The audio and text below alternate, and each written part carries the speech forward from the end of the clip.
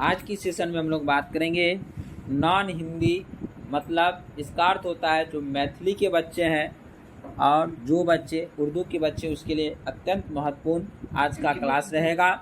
इसमें अध्याय 9 है। अध्याय का नाम है अशोक का शस्त्र त्याग। क्या नाम है अध्याय का नाम?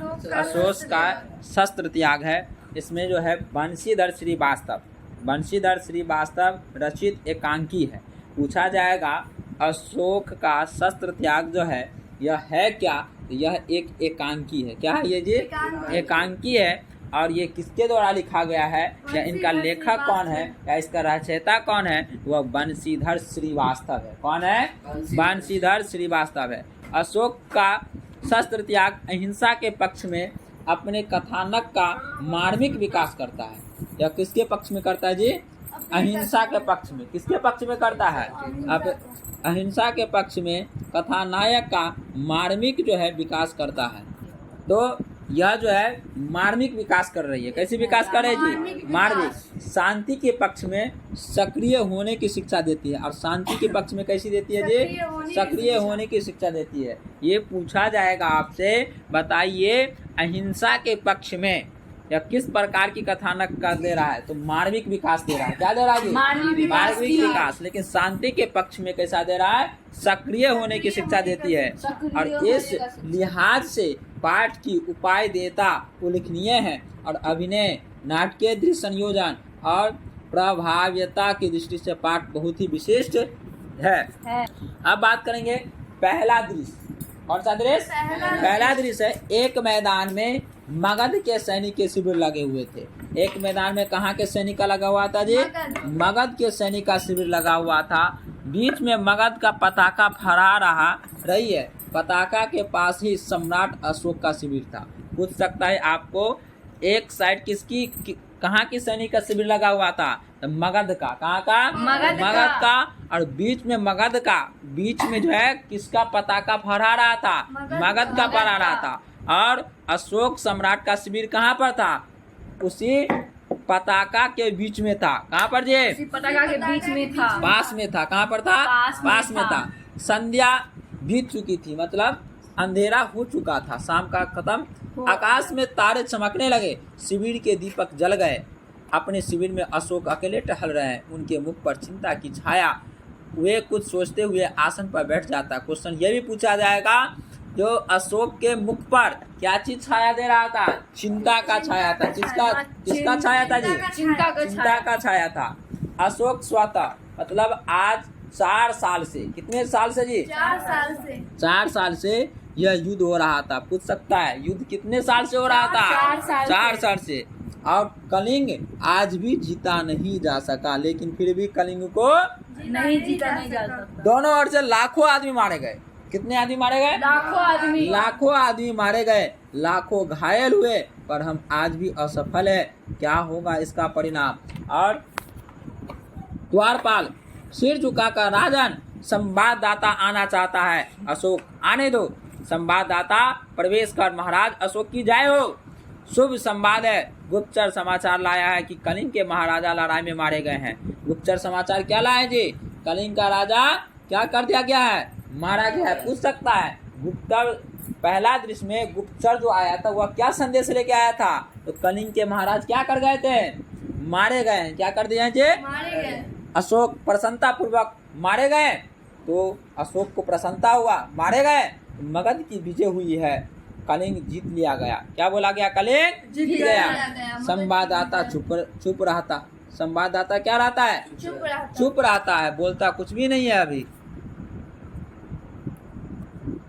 अशोक बोलते क्यों नहीं तुम? चुप क्यों? संवाददाता धीरे से बोले, बोलूं क्या महाराज? कलिंग दुर्ग के फाटक आज भी बंद है ना? क्या है जी? कलिंग दुर्ग का फाटक आज भी बंद है। फिर से मुंह कहूँ कि कलिंग जीत लिया गया। किस मुंह से कहूँ को कलिंग जो है जीत लिया गया? अशोक उत्तेजित होकर, कलिंग के फाटक आज भी बंद है। संवाददाता का, हाँ महाराज कलिंग के फाटक आज भी बंद है। अशोक उत्तेजित होकर खड़े होते हुए, बंद है तो खुल जाएंगे। जाओ, जाकर सेनापति से कह दो कि कल सेना का संचालन मैं स्वयं करूंगा। और ये क्या कहा, जाके किसको कह दो जी, सेनापति को कह दो, तो कल हम क्या करेंगे, सैनिकों का जो है संचालन खुद हम करेंगे। कल तो कलिंग के दुर्ग के फाटक खुल जाएंगे या मगध की सेना ही वापस चली जाएगी। हाथ से जाने का संकेत करते हुए उसको अशोक कहता है तुम जाओ। अब बात करते हैं दूसरा दृश्य का बात करते हैं। कौन सा दृश्य का, दूसरा दृश्य। दूसरे दिन प्रातः काल समय था, मतलब सुबह का समय में हुआ। शस्त्र सज्जित अशोक पर घोड़े पर बैठे, उनके पास उनका सेनापति, सामने कलिंग दुर्ग है जिसे फाटक बंद है। जिसका फाटक क्या जी, बंद है। अशोक मेरे वीर सैनिकों, आज 4 साल से युद्ध हो रहा है। क्या कह रहा है, कितने साल से युद्ध हो रहा था, 4 साल से, फिर भी हम इस कलिंग को जीत नहीं पाए। उसके किसी दुर्ग पर मगध की पताका नहीं फहरा रही है। कलिंग के महाराजा मारे गए हैं, उनके सेनापति पहले ही कैद हो चुके हैं, फिर भी कलिंग आत्मसमर्पण नहीं कर रहा है। आओ आज हम अपनी मातृभूमि की शपथ लेकर प्रण करे कि या तो हम कलिंग के दुर्ग पर अधिकार कर लेंगे या तो सदा के लिए मृत्यु के गोद में सो जाएंगे। ये बात कब कहा गया, कौन दृश्य में, दूसरा दृश्य में। कौन सा दृश्य में जी, दूसरा दृश्य में ये बात पूछा जाएगा से कौन सी दृश्य की बात हो रही है। ठीक है, सब सैनिक तलवार खींचकर कहा मगध की जय हो, अशोक सम्राट की जय हो। सहस दुर्ग का फाटक खुल जाता है और सहसा क्या होता है जी, सहसा दुर्ग का फाटक क्या होता है, खुल जाता है। सब आश्चर्य से उधर देखने लगता है, सब आश्चर्य से क्या करने लगता है, देखने लगता है।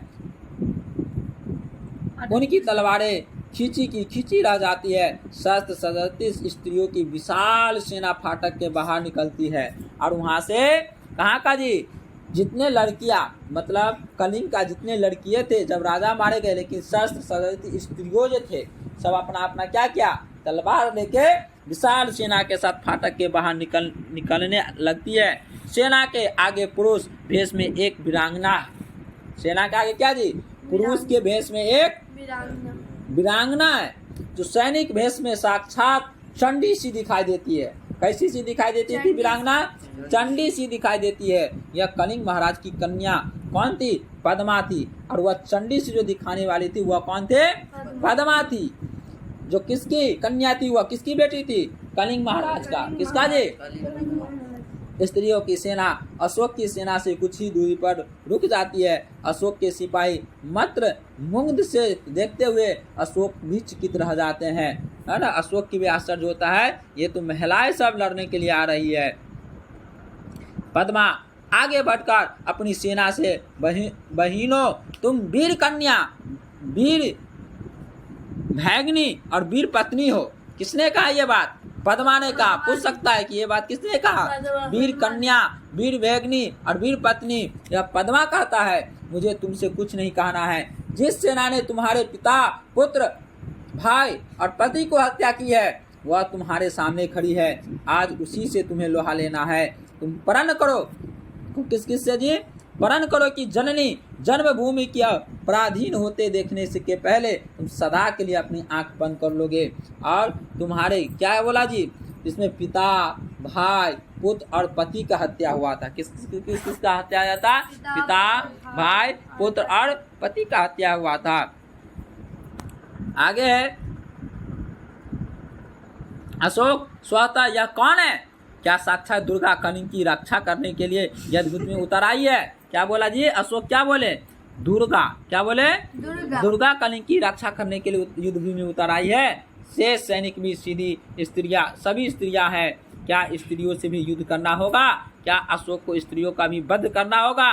ना, मैं स्त्री वध नहीं करूंगा। किसने कहा मैं स्त्री वध नहीं करूंगा, अशोक ने कहा। किस दृश्य में कहा, दूसरे दृश्य में कहा। कौन सा दृश्य में, मुझे विजय नहीं चाहिए। और मुझे क्या नहीं चाहिए, विजय नहीं चाहिए। किसने कहा, अशोक ने कहा। पाप नहीं करूंगा, अशोक क्या कहता है, मैं स्त्रीवाद नहीं करूंगा, पाप नहीं करूंगा, मैं शस्त्र नहीं चलाऊंगा। प्रकट सैनिक स्त्रियों पर हाथ न उठाना, है ना। आगे बढ़कर तुम कौन हो देवी, उसमें आगे बढ़कर क्या कहता है, तुम कौन हो देवी। किसने कहा, अशोक ने कहा। पद्मा, मैं कलिंग महाराज की कन्या हूँ। पद्मा ने क्या जवाब दिया, मैं कलिंग महाराज की कन्या हूँ। मेरी हत्यारे अशोक की सेना से लड़ने आई है, जब तक मैं मेरी वीरांगनाएं, क्या बोले, जब तक मेरी वीरांगनाएं कलिंग के भीतर कोई पैर नहीं रख सकता। कहाँ है अशोक, कहाँ है मेरे पिता का हत्यारा? मैं उसे द्वंद्व युद्ध करना चाहती है। पद्मा कौन सा युद्ध करना चाहती है? द्वंद्व युद्ध करना चाहती है। और उनके पिता का हत्यारा कौन है? अशोक है। कौन है हत्यारा जी? अशोक। तो मैं ही हूँ राजकुमारी, दोषी मैं ही हूँ, परंतु तुम स्त्री हो, तुम्हारी भी सेना भी स्त्री की है। मैं स्त्रियों पर शस्त्र नहीं चलाऊंगा, है ना। लेकिन क्या बोला, हम तो हैं, लेकिन मैं स्त्रियों पर क्या करेंगे? तलवार नहीं चलाएंगे, शस्त्र को नहीं चलाएंगे। पद्मा, क्यों महाराज? अशोक, शास्त्र की आज्ञा है राजकुमारी। पद्मा, और शास्त्र की आज्ञा है कि तुम अपराधियों को हत्या करो। क्या बोला? अपराधियों को क्या करो? हत्या करो। ये कहता है पद्मा, और शास्त्र की आज्ञा है कि तुम अपराधियों को हत्या करो। कौन कहता है ये बात? जो हत्या करना है अपराधियों को, ये पद्मा कहता है। शास्त्र की आज्ञा है कि तुम अपनी विजय लालसा पूरी करने के लिए लाखों माताओं को गोद सूनी कर दो। तब ये पद्मा कहता है अशोक से, ये शास्त्र में नहीं है कि किसी स्त्री पर तुम जो है शस्त्र चलाओ, लेकिन ये कहाँ लिखा हुआ है, किस शास्त्र में लिखा हुआ है कि लाखों माताओं को गोद को सूना कर देने के लिए? कहाँ पर लिखा हुआ है? लाखों स्त्री का मांग सिंदूर को पोंछ दो, फूंक दो उस शास्त्र को जो तुमने यह सिखाता है कि मैं तुमसे शास्त्र सीखने नहीं आया हूँ, शस्त्रों से युद्ध करने आया हूँ। तुम हत्यारे हो, मैं अपनी बलि चढ़ाकर तुम्हारे खून की प्यास बुझाने आया हूँ। क्या चढ़ा के? खून चढ़ाकर अपने प्यास बुझाने आया हूँ।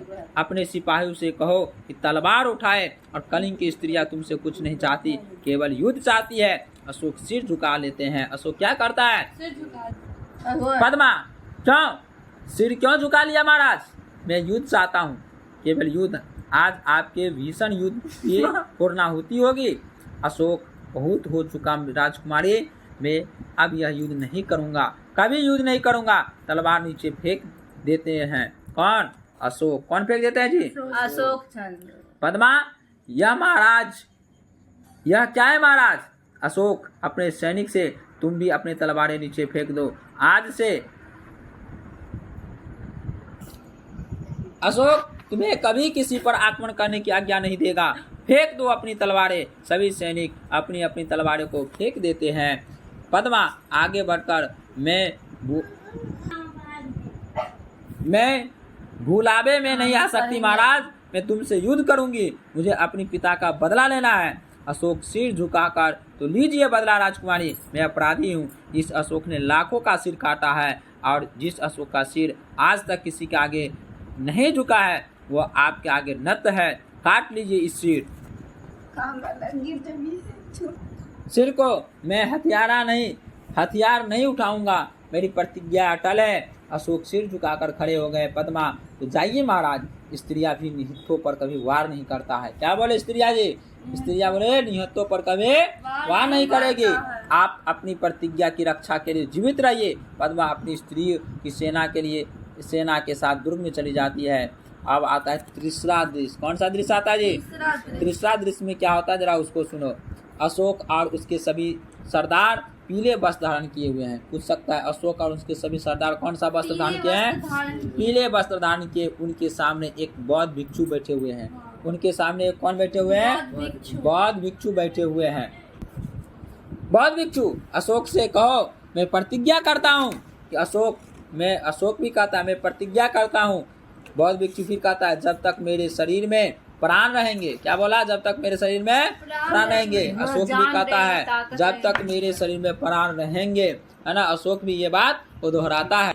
बौद्ध भिक्षु भी कहता है अहिंसा ही मेरा धर्म है। क्या बोला जी? अहिंसा ही क्या है? मेरा धर्म है। अशोक भी कहता है अहिंसा ही मेरा धर्म होगा। बौद्ध भिक्षु, मैं सबसे प्रेम करूंगा। बौद्ध भिक्षु क्या बोला है? मैं सबसे प्रेम करूंगा। और करुणा का सर्ववर्त आप सबको मिलेगा। अशोक भी कहता है मैं सबसे प्रेम करूंगा और मेरी करुणा का सदावर्त आप सबको मिलेगा। बौद्ध भिक्षु फिर कहते हैं प्रतिज्ञा करो कि जब तक जीवित रहूंगा अपनी प्रजा की भलाई करूंगा, सब प्राणियों को सुख और शांति पहुंचाने का प्रयत्न करूंगा, सब धर्मों का समान दृष्टि से रखूंगा। ये बौद्ध भिक्षु शपथ दिलाता है। किसको दिलाता है? अशोक को। किसको शपथ दिलाता है जी? अशोक, मैं प्रतिज्ञा करता हूँ तो मैं शक्ति भर आपकी आज्ञा का पालन करूंगा। बौद्ध भिक्षु बोले बुद्ध शरणं गच्छामि, धर्म शरणं गच्छामि, संगम शरणं गच्छामि। सभी फिर एक बार कहता है बुद्ध शरणं गच्छामि, धर्म शरणं गच्छामि, संगम शरणं गच्छामि। पटाक्षेप बंशीधर श्रीवास्तव के द्वारा लिखा गया था और यह कहानी यहीं पर समाप्त करते हैं। अब अगली वीडियो में हम इसी अध्याय 9 का ही अशोक सत्याग्रह का ही ऑब्जेक्टिव को लेकर हम लोग आएंगे। तब तक के लिए आज यहीं पर समाप्त करते हैं।